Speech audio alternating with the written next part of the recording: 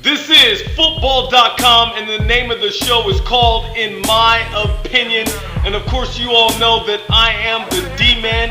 And again, I went deep in my bag and pulled out another hot show.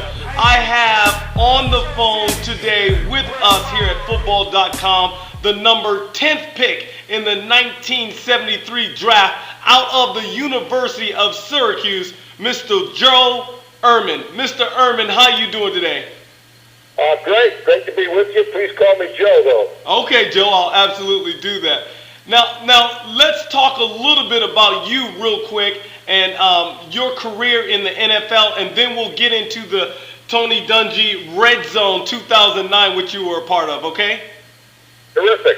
Okay, you came out of Syracuse in 1972, was your last year at Syracuse, drafted in the NFL with the 10th pick of the draft in 1973. Let's talk about that, because you had some big-time players in that draft, right? Oh, that was a tremendous draft that year. Burt Jones and Cunningham and John Hanna and John Matuzak, and it was a loaded class that year. Yeah, great players. Yeah, you had Dan Fouts, Joe Ferguson, Chuck Foreman, Isaac Curtis. I mean, you had major players coming out that year, and you were the 10th pick in the top 10. How did you feel about that? It had to be a big honor. Well, it was a great honor. I was thrilled to be able to go to Baltimore that had such a tremendous history with their own sports team, and got to go to the bowl games and compete against a lot of those guys. So, and you've become part of that community. So, I've always I've been very blessed and fortunate to have the opportunity that I had to play as long as I did.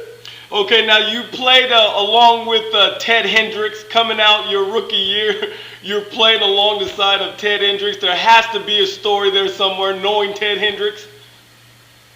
Oh, we had a lot of characters. Ted Hendricks, Mike Curtis, Bubba Smith. There was a whole group of them. And Ted was just an extraordinary gifted athlete. And, boy, always kept things lively as well in the locker room and on the field. I imagine that. Now, talk to us about what you're doing now, because if I'm not mistaken, you're coaching high school football? I run a thing called Coach for America. Mm-hmm. Bring about social change within sports.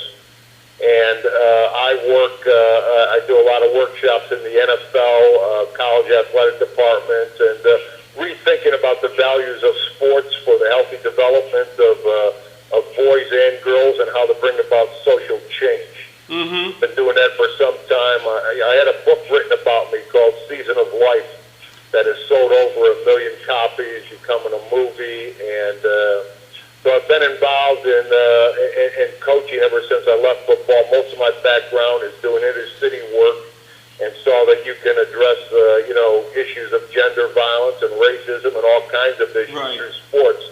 And in fact, I don't think there's a better venue in America to bring about that kind of change. Right. And I would say, just concluding that, is I don't think there's a more important citizen in America today than coaches. Mm-hmm. Coaches have this incredible platform, power, and position to do good individually and institutionally. And what I try to do is help raise that consciousness about the responsibility that comes with such influence over young people. Right. And I'll tell you what, that really became clear, I think, to the nation after what happened in college basketball. But let's talk a little bit about some of the awards that you have won. One of them is Syracuse All-Century Football Team, so you were elected to Syracuse All-Century Football Team. But this is the one that really caught my eye. You received the Errant. Am I pronouncing that right? The Errant Award? That's correct. Okay, That's let's talk about that award and what that means. Well, the Errant Award is given to the most distinguished alumni of Syracuse University that have brought about some kind of change in society, and I was recognized for what I've done. I'm a co-founder of the Ronald McDonald House in Baltimore. I was Baltimore's a citizen of the decade for working on social issues, and again, I've been involved in inner city issues on poverty, gender abuse, child sexual, a host of issues, and have really dedicated my life to trying to make the world a little better place for children, for families, and to help America become a more just, fair society for all people. Where does that come from, Joe? Where does that come from? Because I mean, looking at the NFL now, and I'm pretty sure there's players out there that are doing some great work. And unfortunately, we don't get to hear about that as much as we get to hear about the negative. But where does this come from within you? Well, I was very fortunate to have the career that I had.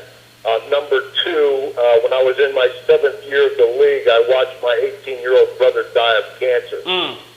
I spent 5 months on a pediatric oncology floor with all of these other families, watching their children suffer, and following his death, I started to think about what is the real meaning, value, and purpose in life. Right. How do you make a difference? And then my conclusion became that probably the greatest crisis in America today that's foundational to just about every social problem in this country is the crisis of masculinity. It's a crisis about what does it mean to be a man. Right. How does a boy know when he's become a man? What's a man give his life to? And I have been working on those issues for a long time, because most of us as young boys get all the wrong definitions and concepts of masculinity. Right. So I work to correct that, and I don't think there's a better place to help boys become men than through sports.